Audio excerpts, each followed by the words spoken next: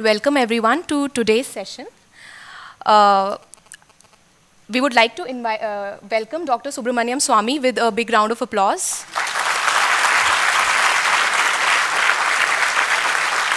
A well-known economist with a strong academic background, Dr. Swamy completed his bachelor's degree in mathematics honors from the Hindu College, New Delhi.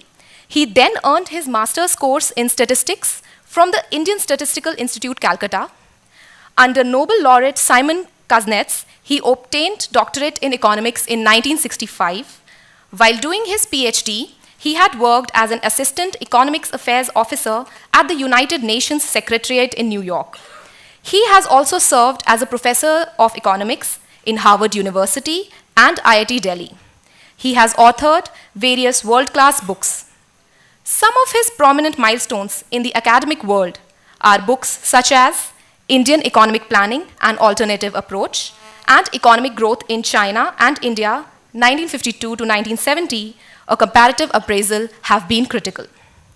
He is here with us today to tell us about how to take India a step ahead, one citizen at a time. We would like to welcome Dr. Swamy again.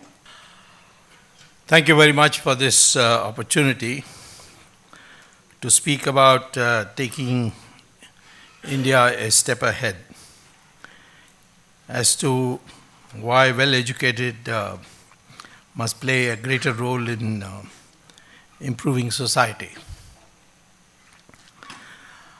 What the country needs today is a new kind of an Indian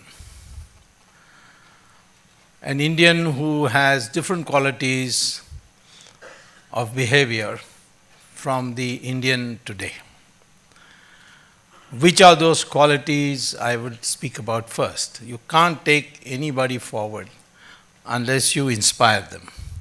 And you can't inspire them unless you have qualities which he does not have. And he thinks that these qualities is something that you should have, and he didn't know about it before. Sometimes I call this as the new mindset. Mindset is very important. Being a strong person physically or in a strong position is not sufficient to do what you have to do unless the mind is a liberated mind. Now, for example, take the question of strength. In a circus, there will be a cage, big cage, and 5-6 lions will be allowed into it. One thin ringmaster will walk in, and he'll close the door behind him, and then he'll order the lions to climb up the bench, which they will. Then he will order them to open their mouth, which they will, and he will put his head in the mouth of each of these lions, and the crowd will clap at this great act of bravery. Question is, why these lions don't bite his head off? Why don't they maul him when they have so much strength? Because the circus brings up that lion when it was a pup to prepare his mind to obey. And by the time he becomes big and well-fed and strong, his mind doesn't know that he has this strength. And that is why he obeys. Now, I've always, when people used to ask me this question, that why does Manmohan Singh not stand up to Sonia Gandhi?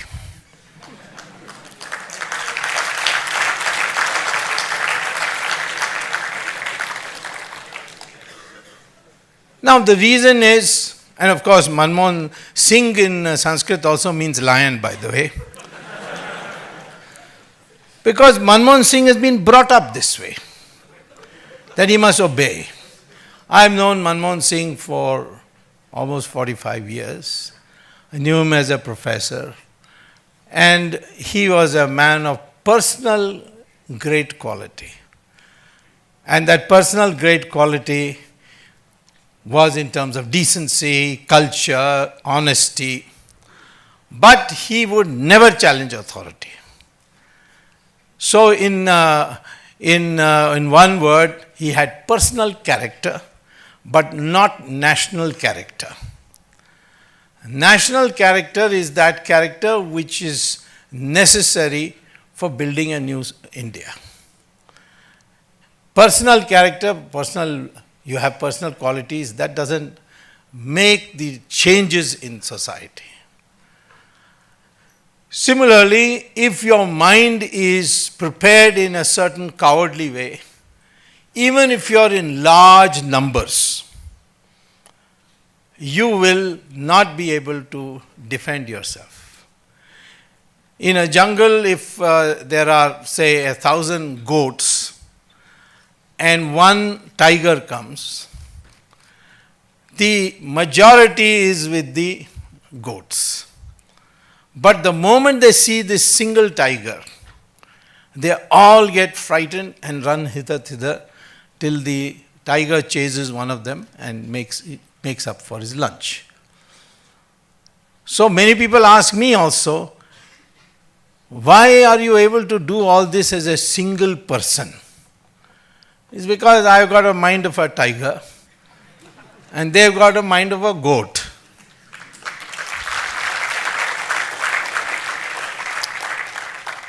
So when you want to take this country forward, first you learn to improve yourself. First you learn to be something of great valor. We have had in our society such individuals. Take Rana Pratap. He did not lead you to any victory. In fact, he lost everything. And in the end, he had to hide in a forest, and for food, he took grass, dried it, made it into paste and made chapati out of grass, which has a lot of protein, and lived on it. All that Akbar asked him for, and Akbar sent his cousin from Jaipur called Man Singh, that accept me, Akbar said, as the Badshah of India, as the Emperor of India, and I will give you back everything, all that you have lost. And his cousin argued this, see how well I am living. But he didn't agree. He said, no, I will not accept him as the Emperor of India. Then his cousin said, you're going to spend all your life eating chapatis made out of grass. What are you going to get out of it? He says, what I'll get out of it is future generations, mothers will name their sons after Rana Pratap, but on your name they will spit. That is enough for me. This is what he said. And our society, our culture worships such people almost equal to victors. Shivaji was a victor, but his status is the same as Rana Pratap. And Shivaji himself used to say, I am descended from Rana Pratap. And you'll see many other such examples. Rani Jhansi, she didn't lead you to victory. A great heroine. In your Karnataka, there was Rani Chennamma. Subhash Chandra Bose, he didn't lead you to victory. But he is considered almost on par with Mahatma Gandhi. So our society originally was this way. And that is why we became such a prosperous country with tremendous intellectual attainments that people used to, from all the world, used to come to India and learn from India. The Chinese travelers came, then the Europeans came. In the beginning, all of them were completely agog with India. India spread its ideas to the whole of Southeast Asia without conquering anybody. It was purely by preaching. So, therefore, I would say that the first thing you need to do is to develop a mindset. And the mindset requires certain dimensions, which I will explain to you just now. Now, In our first quality you have to have is when you work towards a goal and you don't achieve that goal, if you feel depressed about it, then you have not a developed mind. If your mind is, I will work towards this goal, if I don't achieve it, I will try again. This was the quality of many people. Some we like, some we don't like. Muhammad Ghori came maybe 16 times, 15 times, I don't know, but number of times. Each time defeated by Prithviraj Chauhan. But Indian tradition was, if you apologize, you forgive him and send him. And so Prithviraj Chauhan sent him back each time. He kept coming till he came to learn that Indians will never fight, go to battle before sunrise. And from 3 a.m. to 5 a.m. or 6 a.m., they will have a bath, they will do all their ablutions, etc. So the 16th time or the 15th time, whatever time it was, he attacked in Prithviraj Chauhan at 3 a.m. and caught everybody in the bathroom. And therefore he was successful. Of course, he got assistance from Jai Chand, the father-in-law.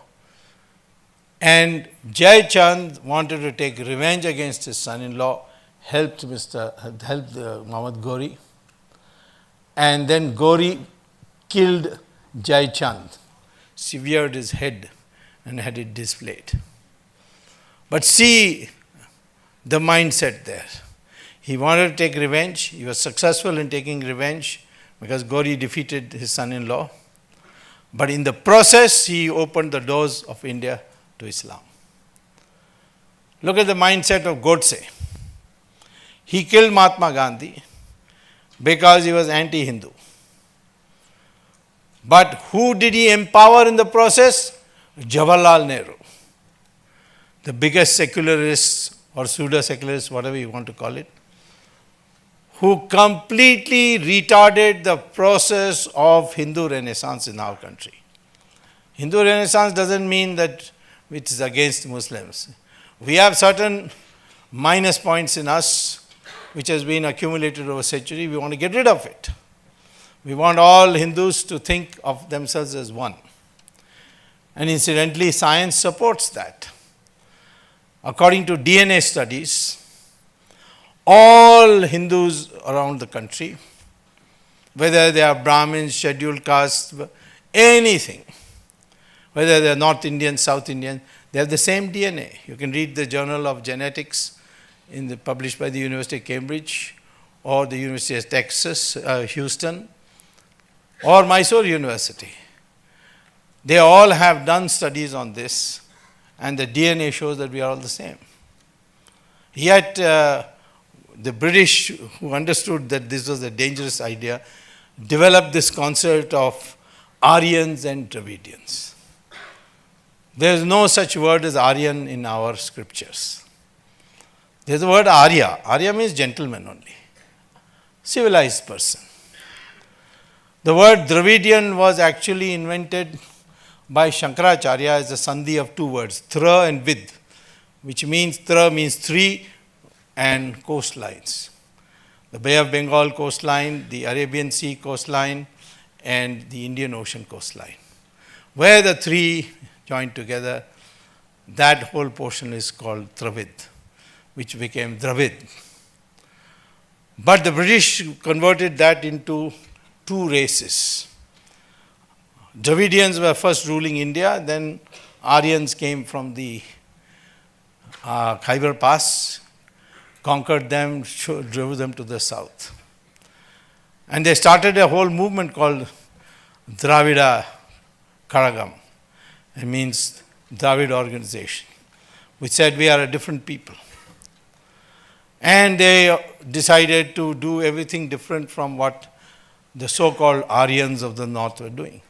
we celebrated the Ram Leela because Rama went from Ayodhya and killed Ravan, and Karunanidhi decided to celebrate Ravan Leela. He said he is our God. I did some research on Ravan and found that Ravan was born in a village called Bisrak in Noida near Delhi. Then how did he end up in Sri Lanka? He went to Mansarovar and there he did tapas in the name of Lord Shiva. Shiva then gave him a boon. With that boon he said, which shall I conquer? And he said his cousin Guber had beautifully developed Sri Lanka. So he went to Sri Lanka, captured it and became its king. So for long years, Mr. Karunanidhi was celebrating Ram Leela till I convinced him with documents that Ravan was actually a North Indian and that too a Brahmin.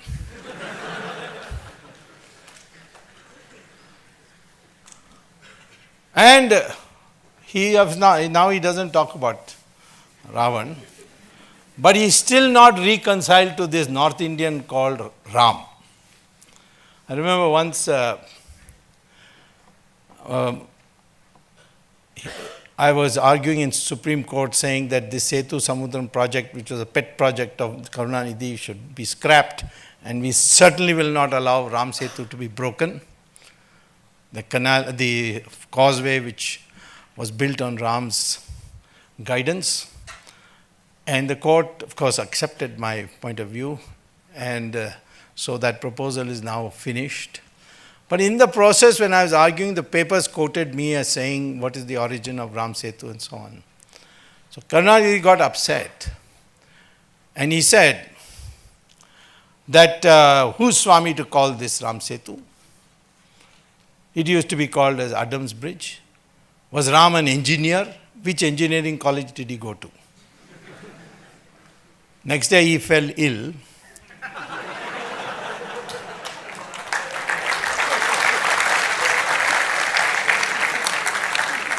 And he had to be admitted to hospital, and the name of the hospital was Ramchandra Medical Hospital.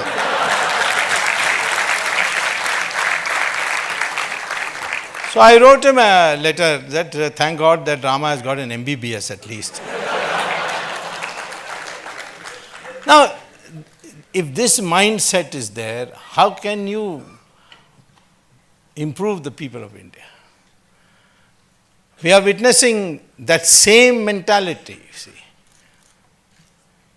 in today's developments on the corruption case, where you have mobs coming from Tamil Nadu surrounding the court as if the judge will change his decision because there are all these fierce mobs.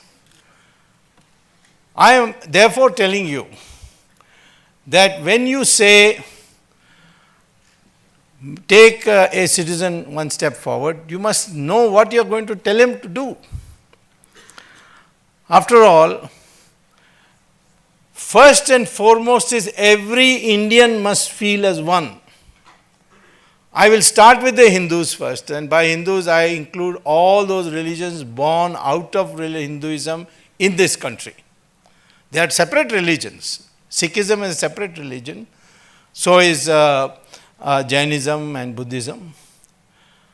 But they were created by Hindus, and they took another religion. And the core ideas are the same. And some of their gurus fought for us. For instance, today there would not be this kind of Hindu population had not Guru Tegh Bahadur refused to submit to Aurangzeb. And what hell he went through. He saw his own disciples being sawed into two. And then ultimately his own head was chopped and put in Sisganj. So, I am saying that why are they the same? Because the DNA is the same. DNA is the only guarantee of ethnicity. When people say Sri Lanka has got an ethnic war, no, they are Tamils and and Sinhalese came from Bihar and Orissa, and Tamils came from Kerala and Tamil Nadu. So we are the same people, and I tested this once. I've told this in many, many meetings. When Raj Thackeray was saying that Bihari taxi, UP taxiwalas are taking the jobs of us Marathis and was smashing taxis. That time I asked a friend of mine, you are known to Raj Thackeray, can you get me a sample of his hair? Because you can test DNA through your hair or your skin or blood. So he said, yeah, I go to the same hairdresser as him. So I'll bring you. So one day he brought me a bottle of his hair. Then I paid 100 rupees to a taxiwala and said, can I take a sample of your hair? He thought it was a little nuts, but for 100 rupees he was willing to do it. And I sent it to a Hyderabad laboratory, microbiology laboratory, and the results came out that both the DNA of Thackeray and the taxi driver was the same. And I announced that in the public meeting that Thackeray also came from UP.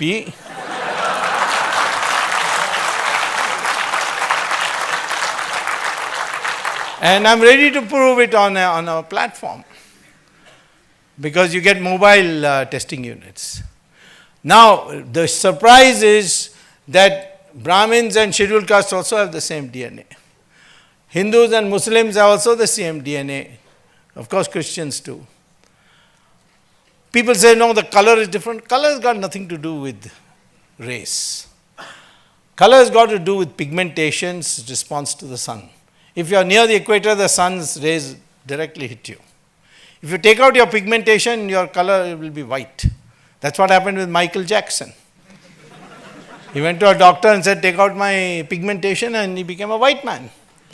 So, I'm saying, therefore, the first thing that must be in your mind if you want to motivate somebody, please give up all these distinctions, particularly this Varna classification.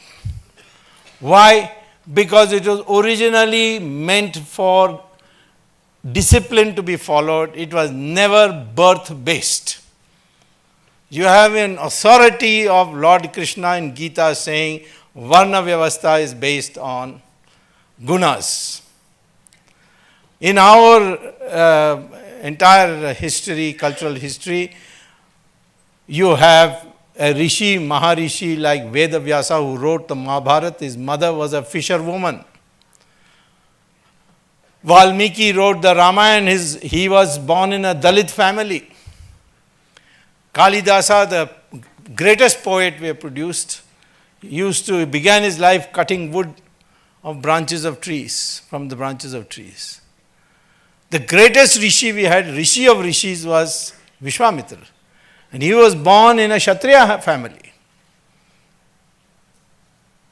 And therefore I say, and of course I have told you that Ravan was a Brahmin. Ram was a Kshatriya. Ram killed Ravan, but the Brahmins don't say, hey, this Ram killed one of us Brahmins, and therefore we cannot worship him. Nobody can says that. Because the duty of these castes, Varnas, caste has got nothing to do with Varna. The Westerners confuse caste and Varna. Varna is a four-way classification. And even where there was at a period, particularly after the coming of the Buddhists and then the Islamic invasions, a section of our society which became untouchables, according to the principles laid down at that time, the children of scheduled castes are not scheduled castes. And I illustrate this by saying, Dr. Ambedkar, he went to Columbia University, 1916, scheduled caste person going to Columbia University. Remember, Ambedkar was not his name. His name was Mahar, last name was Mahar.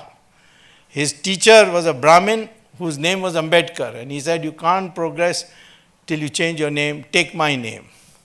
That's how he became Ambedkar. He went to Columbia, wrote a PhD in economics, and his thesis by then contemporary standards is top class.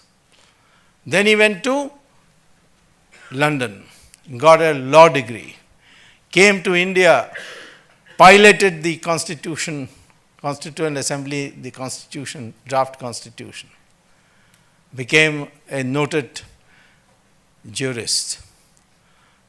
And people in Congress party call him Bhim Rao. They never gave him Bharat Ratna. It was the Janata party which gave him the Bharat Ratna. Jawaharlal Nehru went to Cambridge and failed. I don't think any Nehru has passed an exam.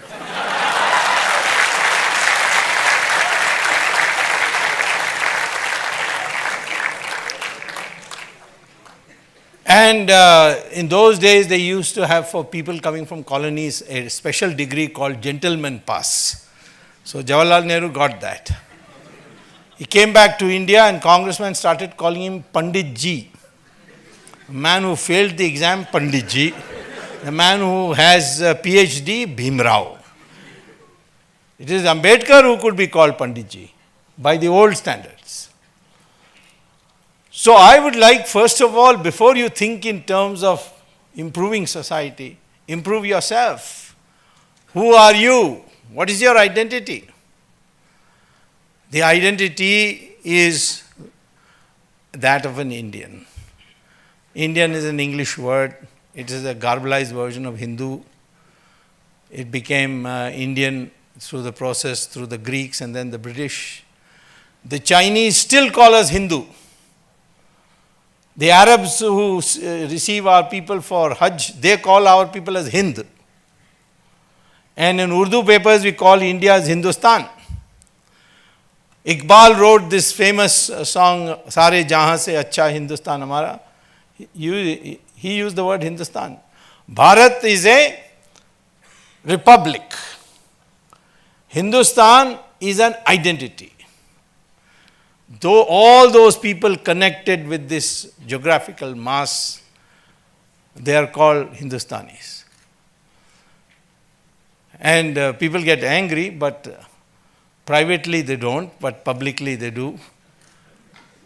When I tell Muslims that you are also Hindustani because your ancestors are Hindus.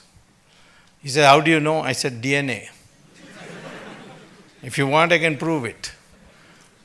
But then I said, Farooq Abdullah told me, yes, I in fact come from a Saraswat Brahmin family.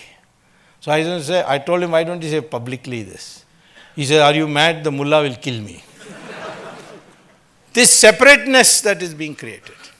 So the first task you can take, small task, is make everyone feel that you belong to this soil of this great country and you are inheritor of this culture. And the second step you can take is, in my opinion, advocate a common Indian language. That doesn't mean you don't learn English. English is an international language, not because of Britain, but because America adopted English and became a developed country, so the whole world is using English. English is an international language, so you must know that. Your mother tongue, you must know. If it's Kannada, Tamil or whatever. And a third language, with the time being can be Hindi. But its vocabulary should become more and more from Sanskrit. Why? Because Sanskrit words are there in every language of India. Again, I had a big fight with Karunanidhi on this issue. He said Sanskrit is a foreign language. Original Indian language is Tamil.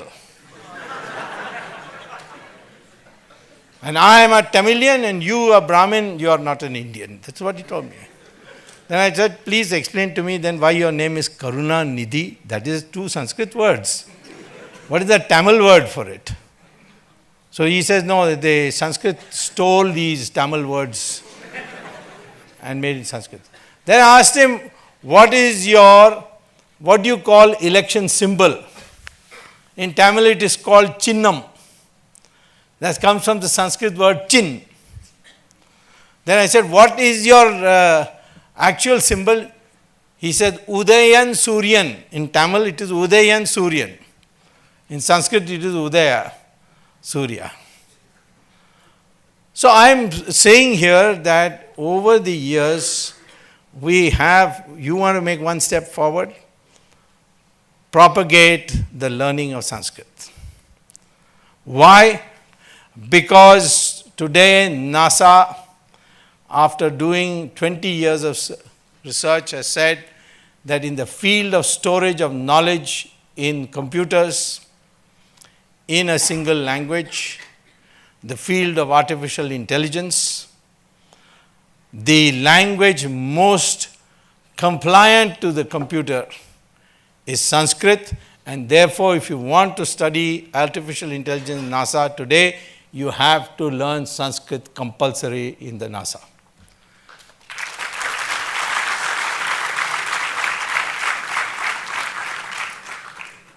Tamil has 40% words in common with Sanskrit. Kannada has 65%. Malayalam has 80%. Bengali may have a little more. All Indian languages have big amount of Sanskrit. You want to discover scientific terms, you can find it in Sanskrit. So for the time being, Hindi in Sanskritized vocabulary. Over the period, slowly it becomes Sanskrit itself. This is another thing you can do, propagate the learning of Sanskrit.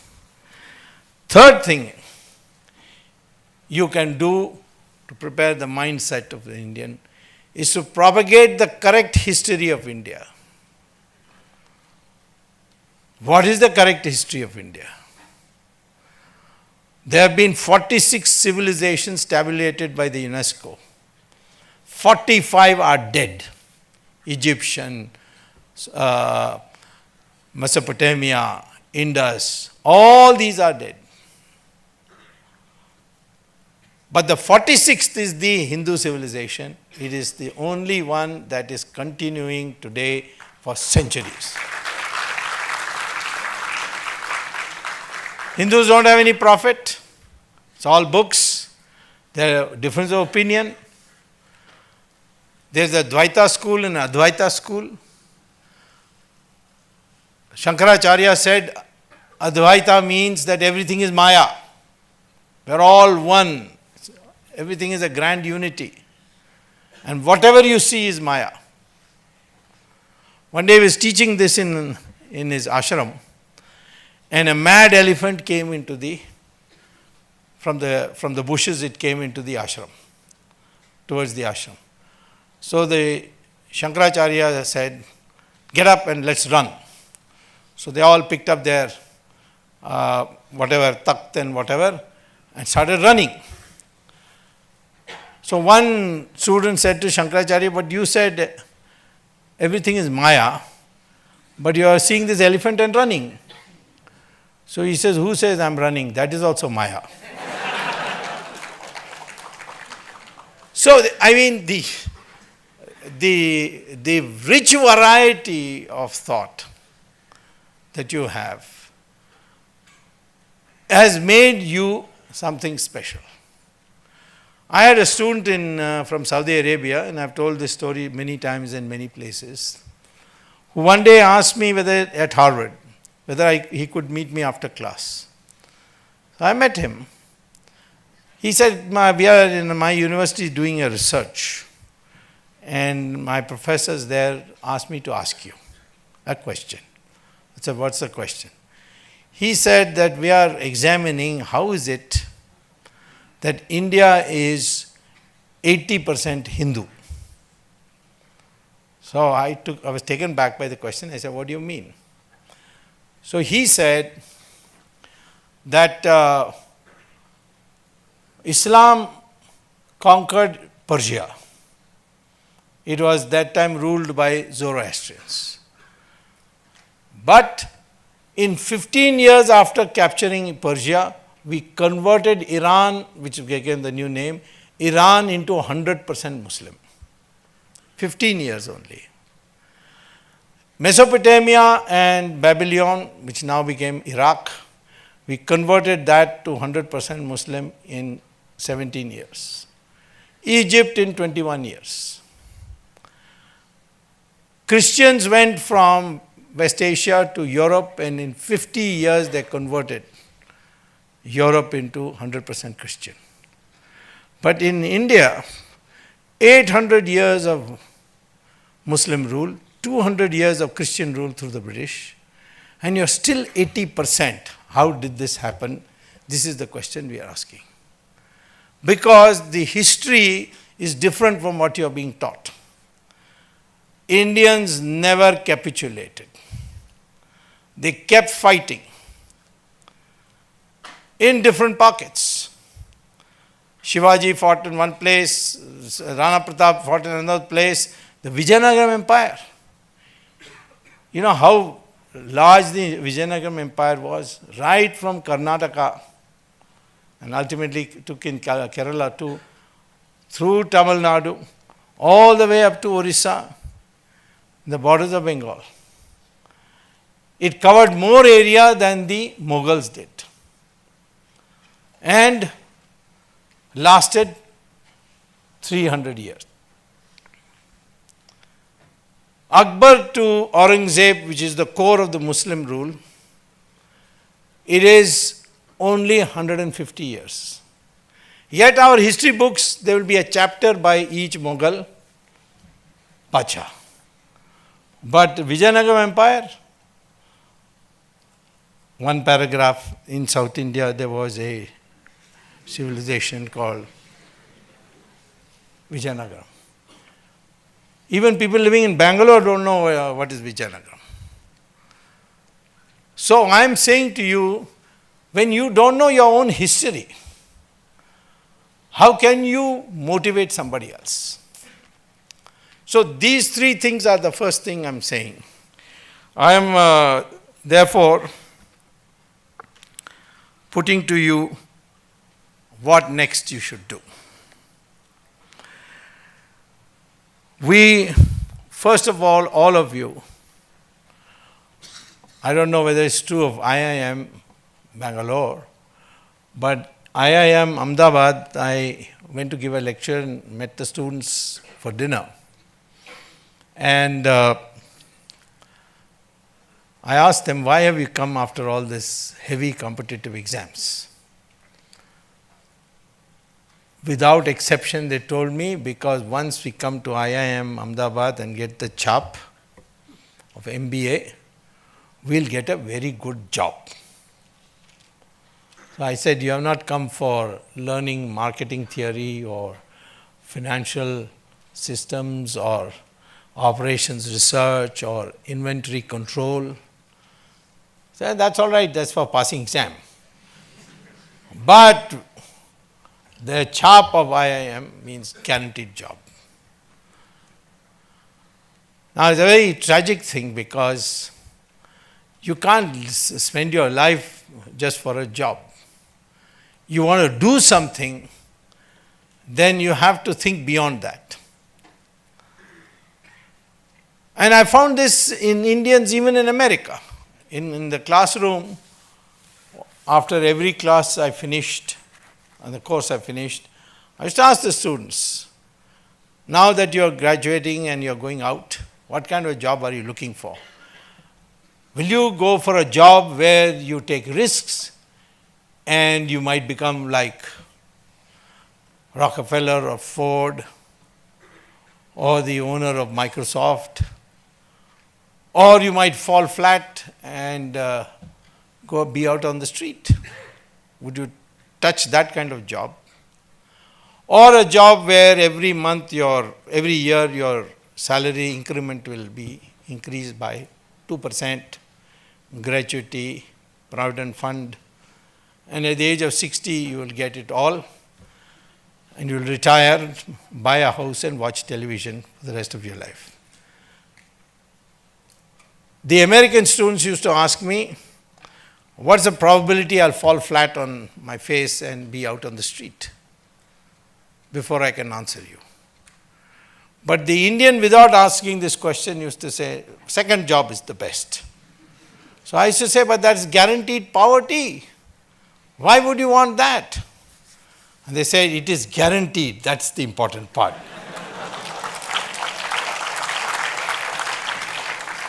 This craze for stability is what is the most dangerous.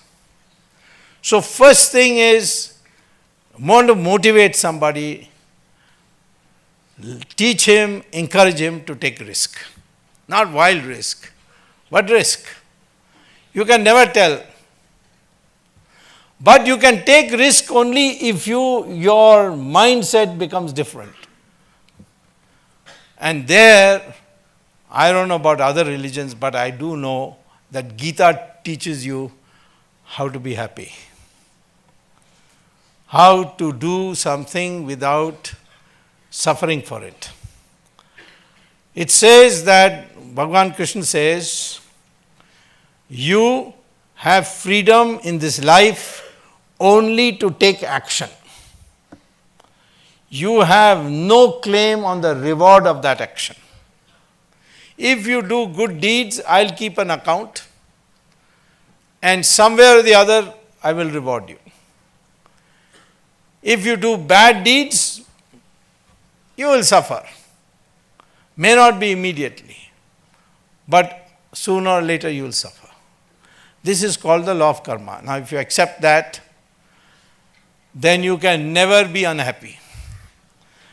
Because if you have the satisfaction that I did exactly what I wanted to do, the action I needed to take, I took it. I did my best, I put my best ability for it to achieve this goal, but the goal was out of my hands, but I'm not unhappy because I've done my best. But most of us think in terms of, I am a failure because I'm incompetent, that's why I didn't achieve this goal.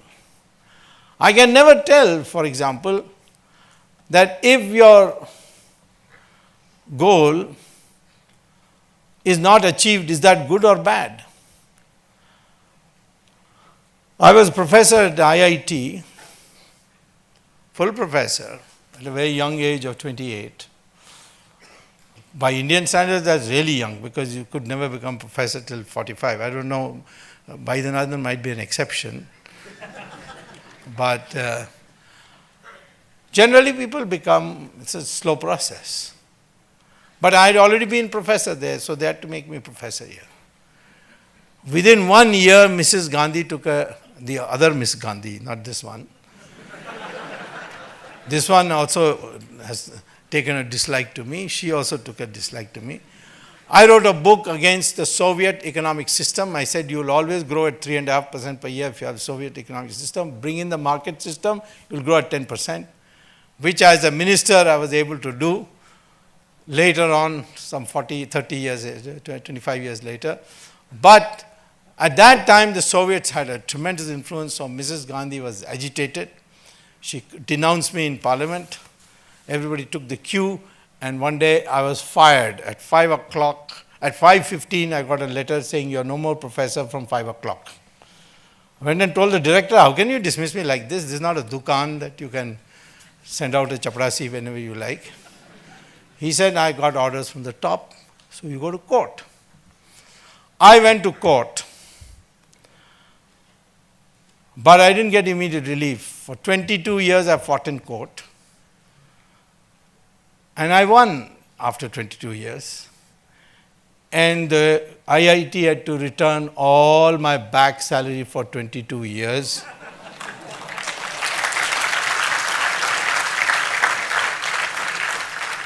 In the meantime, because I couldn't get a job and I didn't want to go back to America, Jansangh was a party in those days. They took a liking for my views on Swadeshi, on atom bomb and so on. They sent me to Rajya Sabha. And thereafter I came to Lok Sabha when the Janata came. And then I was nominated by the government on the board of governors of IIT Delhi, the very body which dismissed me.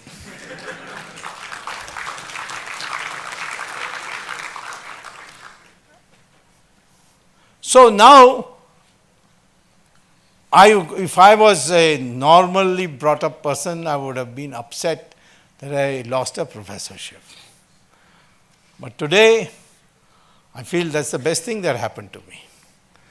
So I would like to tell you, please work for a goal. Please put your best. Teach people that. But don't be disappointed if you do not achieve your goal, because that is not in your hands. So says Krishna in Gita. Now you'll be surprised that the corporate world today in America is begun to teach this philosophy to its executives. Why? Because they found that when people were holding themselves responsible for failure, there was stress. Stress meant heart attacks. They were losing a lot of good executives at the age of 45 and less. So ultimately they came to this. You go to Sri Ravi Shankar's ashram here in Whitefield. How many foreigners are there? All rich foreigners. Why? I myself asked some of them, why have you come? They said, well, we made a lot of money, but we are not happy. And what Sri Ravi Shankar says, now we know what happiness is. And what does Sri Ravi Shankar says? That results are not in your hands. And that has made them happy.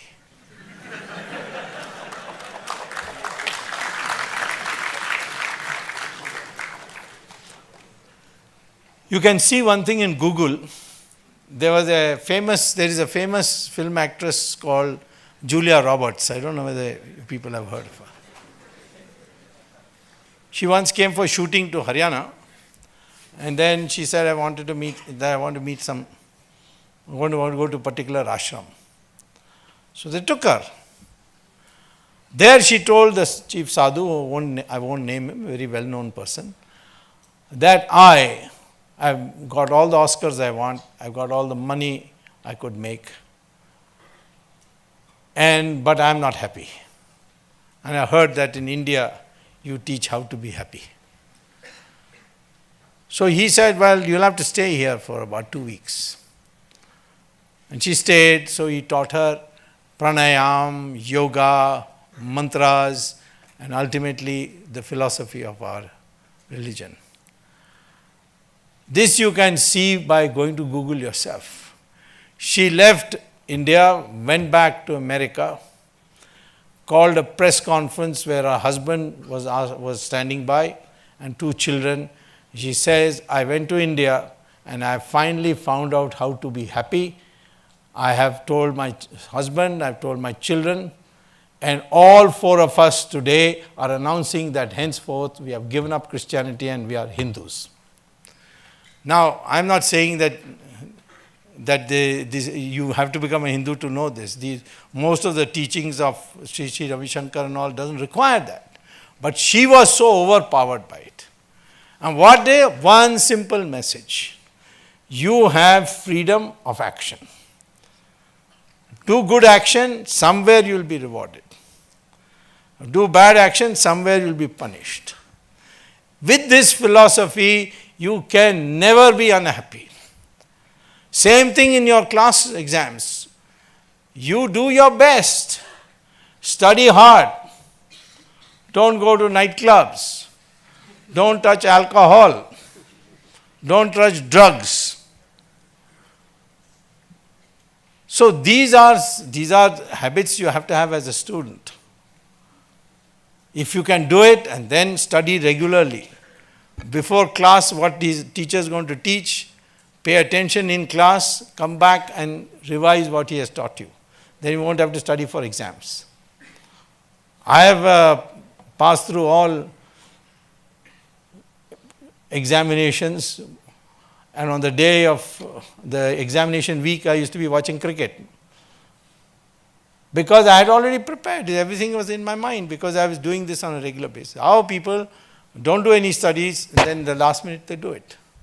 So here again I'm saying this is a question of moderation of your life. Now finally,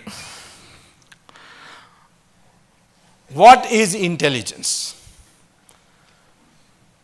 What you are learning in IIMs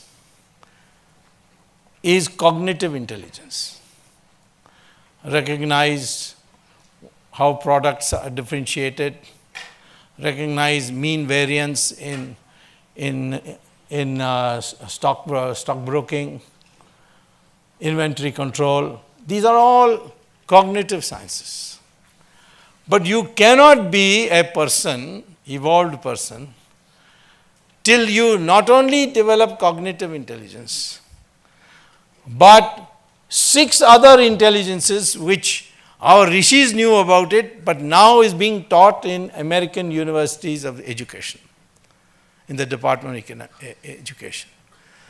The second intelligence is emotional intelligence, which means how to present yourself to another person so that he doesn't get repelled by you, he doesn't get annoyed by you, he sees the force of your arguments, you convince him.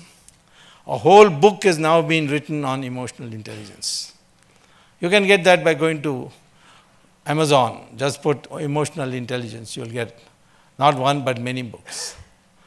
Third thing is social intelligence. And that is to modify your aspirations in such a way that society also prospers. Now, that requires a new outlook. You know, when I tell my friends about my early experience as a graduate student at Harvard, and I've told this to many audiences, and if you are watching my YouTube, you'll see it there also. When I started becoming graduate student at Harvard, my American classmate asked me, "Can I ask you a question about India?" I said, "What?" He said, "Why you Indians followed Mahatma Gandhi?"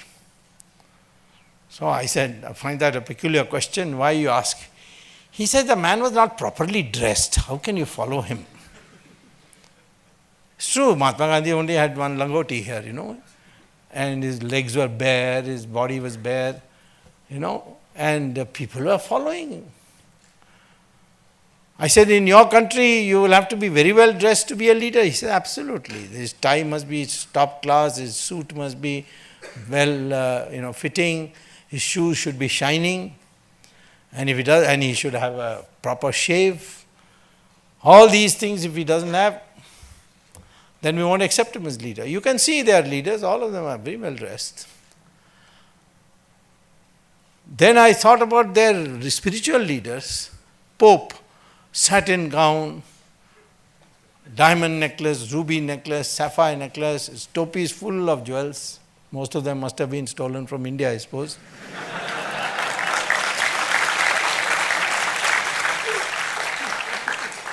So, but look at our gurus. They are one bhagwa kapda, that's all.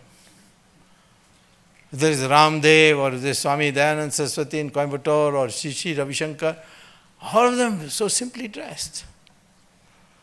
So, what is it then about India that people you revere so much are not properly dressed by Western standards? In fact, I used to say when Chidambaram used to go to attend IMF, that be careful, don't go in this suit boot because they may mistake you for a butler or a waiter in a 5-star hotel. I'm very pleased to see Modi dressed like an Indian. So, I'm saying, what is it that about our culture that Mahatma Gandhi, Jayaprakash Narayan, and most of us in politics are very simply dressed, whereas not in the West? What is it about our dharma, our religion, that these sadhu sannyasi, highly revered, have just a bhagwa cloth around them? Then you go back and you see that there was a division of labor. That if you want to aspire to the highest social status, that cannot be done by wealth acquisition. It can be done by sacrifice and knowledge. If you have knowledge and you propagate knowledge and you have sacrifice, then people will revere you and listen to you. So these gurus, they used to live in a hut in the ancient days. They had no property, no weapons. But the Raja himself used to go to him. In our system, the Raja was not the policy maker. In the Western dynasty system, there the Raja could decide when to go to war, whose head should be chopped off, but not in our system. The Raja's job is to defend the country. But the policy will be made by those who think. People who made money, nothing wrong with it. But their social prestige came only when they gave more than they needed, that portion of the wealth which was more than they needed, to the society. Philanthropy. That's how our system worked. And we have lost the way. Today, on the name of one-dimensional materialism, we have locked ourselves in. To what? To greed. Greed means corruption.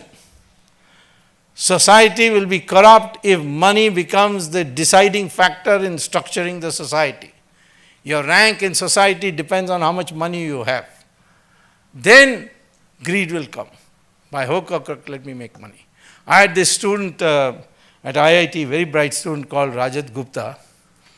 He asked me for a recommendation to go to Harvard. I gave him a recommendation. He went to Harvard Business School, became slowly rising to head of McKinsey, then of Goldman Sachs. And one day in jail, today he's in jail, like Ms. Jayalalitha.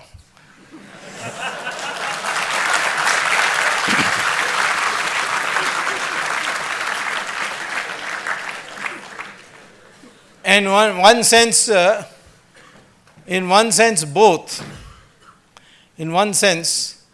both are in jail because of me. Jayalalitha because of my criminal complaint, which I never gave up. And in case of Rajat Gupta, it was by accident. I had been telling the Americans, ban LTT, ban LTT. They banned LTT. Then the American official asked me, are you happy now? I said, no, because you haven't banned the sister organizations of the LTT. For example, the Tamil refugee organization, so you banned that also. And finally, they must have done their own intelligence analysis and came to conclusion it should be banned. They banned it. Then they looked at the accounts and they found that this Tamil refugee organization, rehabilitation organization, refugee organization, was getting $1 million from a man called,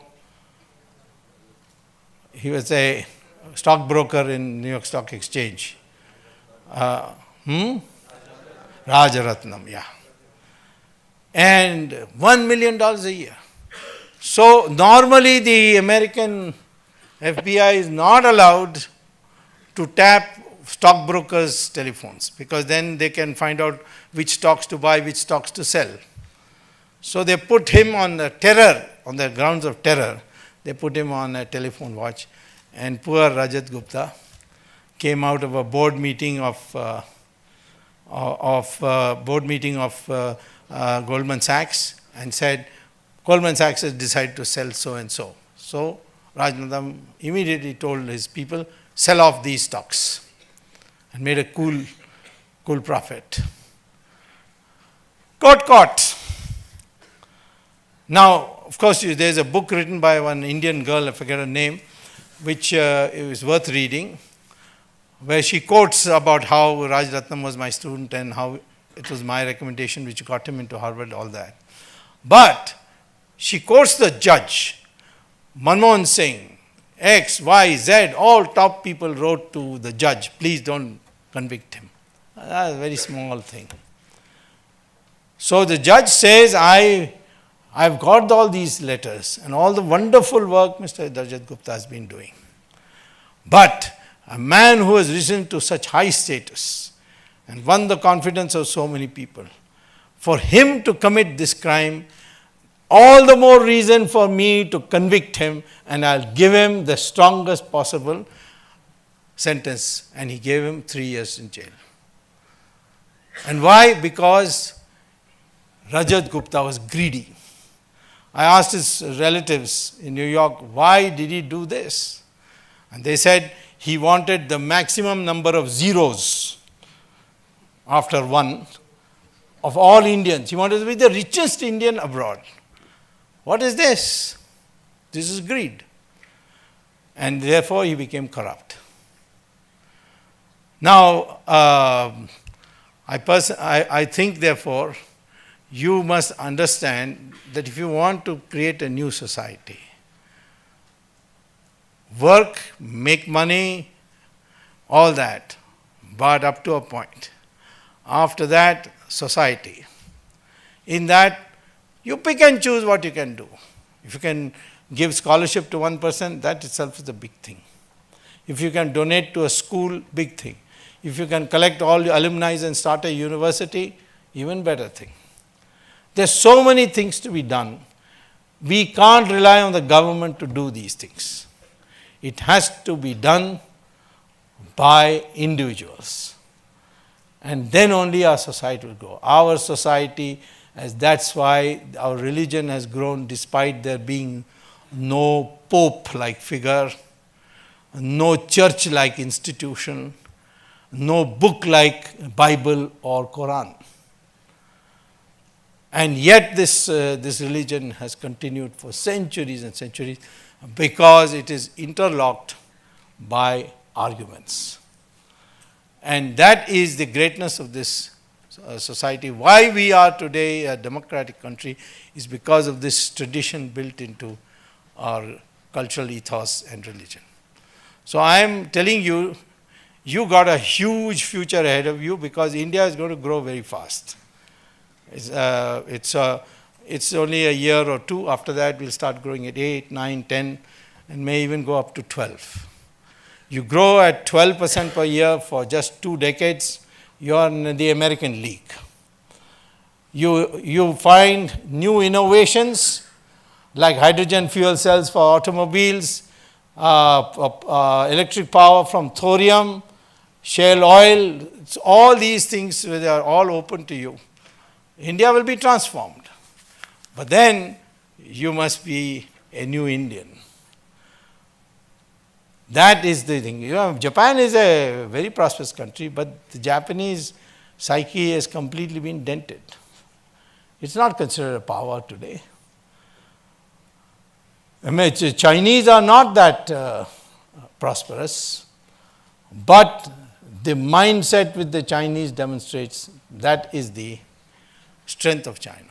Same thing with the Americans. The inventiveness, the innovativeness, their readiness to accept the other person's argument if he is convinced by it. These are things which have made them a different people. So today, you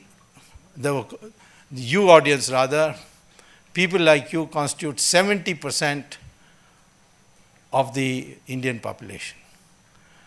Or rather 70% of the Indian population below the age of 35. And this is the most research-minded section of our society.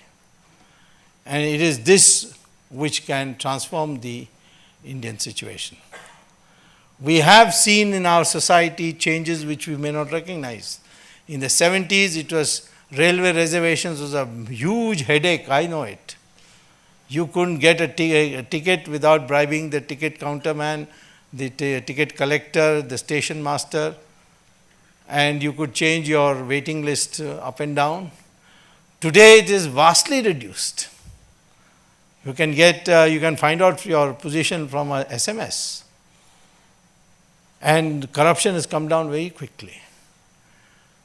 Therefore, our society is capable of this change. We have seen, be the agent of change, motivate others for change, be risk takers, but that risk should have sanction of those who might be affected by your failure. If you get married, please keep your wife in the picture. Or if the wife is the entrepreneur, she should keep her husband in the picture. So we are a society where both men and women are equal. So you see the competitive exams, it looks as the women are going to overtake the men. You be careful of this for the future. And this is also a tradition, because in Brahma's cabinet, the three most important portfolios are held by women: defense, Durga; finance, Lakshmi; education, Saraswati.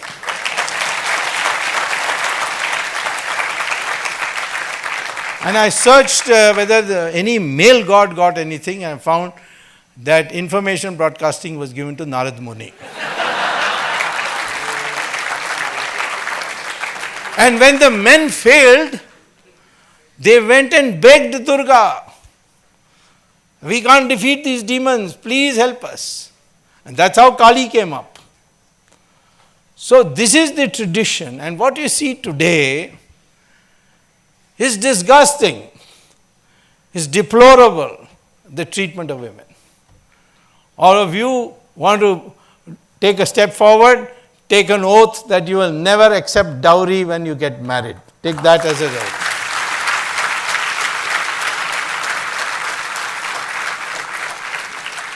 So all this country today needs is social change. We have demonstrated our capacity everywhere in the world.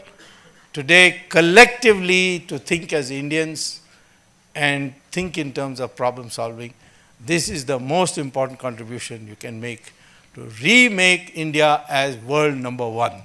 Thank you very much.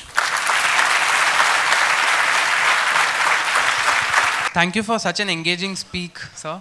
I think all of us were spellbound for the last hour and a half. Our audiences had some questions they would like to ask you. So you broadly touched a lot of themes that they asked us about, so we'll try to cover themes which weren't covered. So you spoke about corruption, about how one can avoid being corrupt, but as I think a lot of us admire your determination in going against corruption, what is the biggest hurdle you have faced and what keeps you going? Corruption is like a cancer. Look at the things, I'll try to make it as short as possible. It's a big question, but I'll try to simplify it. First of all, because of corruption, you get substandard products. Your roads are terrible. Why? Not because you can't build roads. We build the best roads in the world. You go to Nigeria, go to Malaysia, go to Iraq, we built the best roads. And even in India, where the corruption is not there in building of roads, they've done wonderfully. From Delhi to Noida, it looks like a highway from America. Or this Taj Expressway. And that was built by Mayawati. That's really something, So, you get substandard products. That keeps me growing. I want the best quality that money can buy.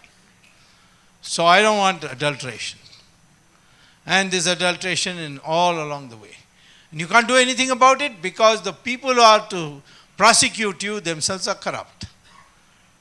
And therefore the process everybody says, chalta hai. Second thing, when you have black money, what do you do with it? Partly you send it abroad.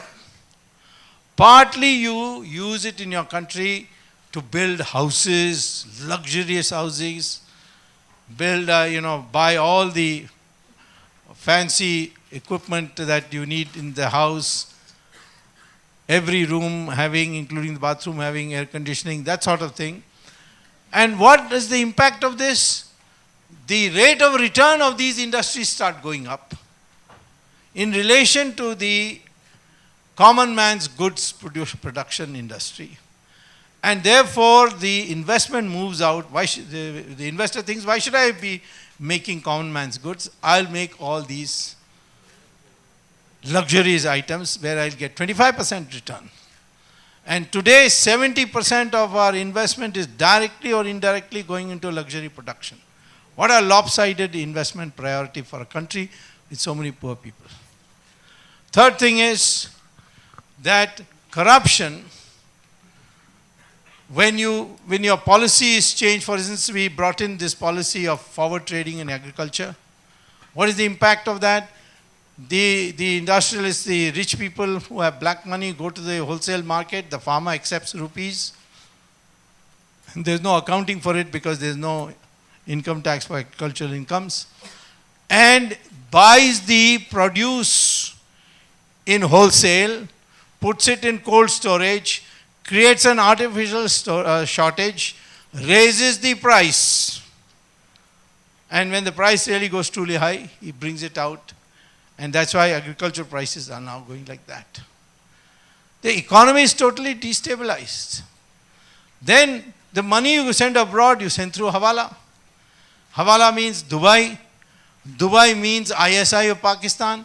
No Hawala agent can send your money to Switzerland and other places unless he gives the full data to the ISI of Pakistan.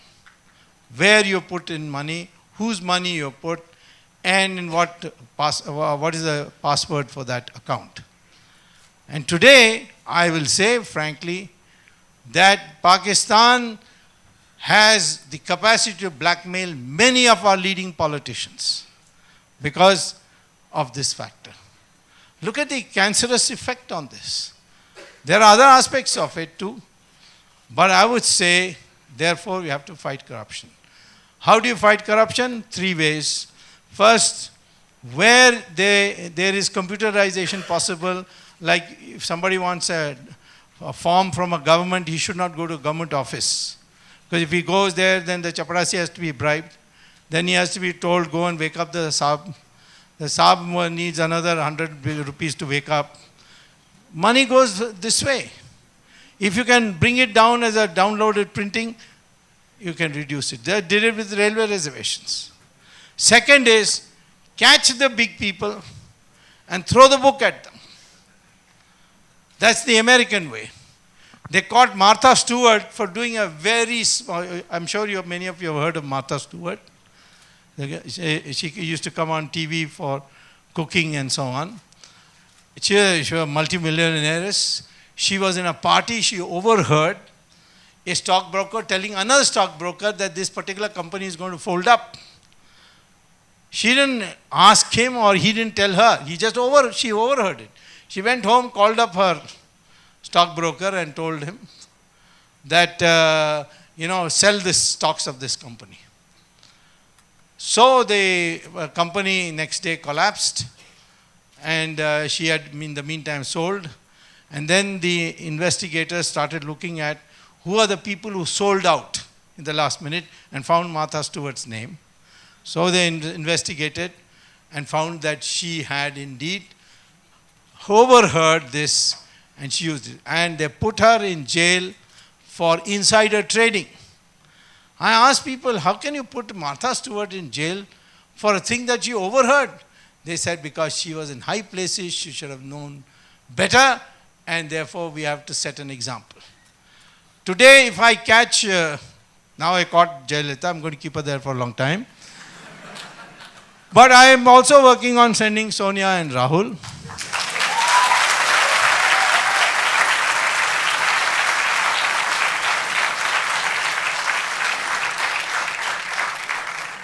Hopefully by Christmas.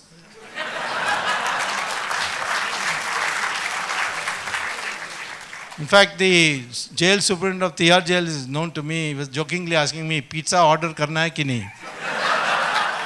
Anyway, I catch these people, people get scared. I've never found it necessary to pay 1 rupee bribe to get anything done. Because the moment I come, they know my name. I say, Baap re baap, iska kaam kar dena hai. That is the way. So you catch big people. They will say it's politically motivated, this, that. Some people say, arey, too harsh. No, it's not. After all, what is it? No. The bigger the person, the bigger should be the punishment. And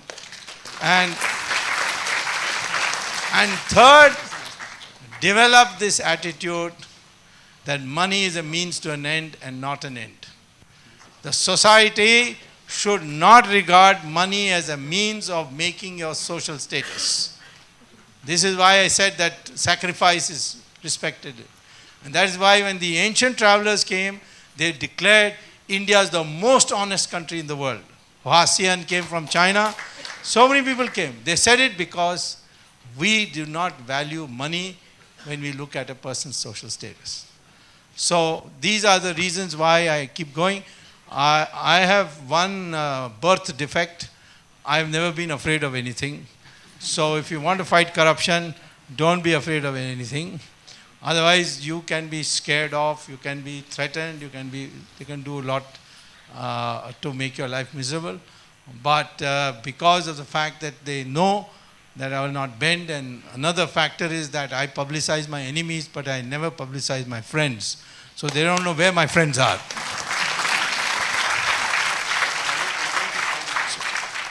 Next question.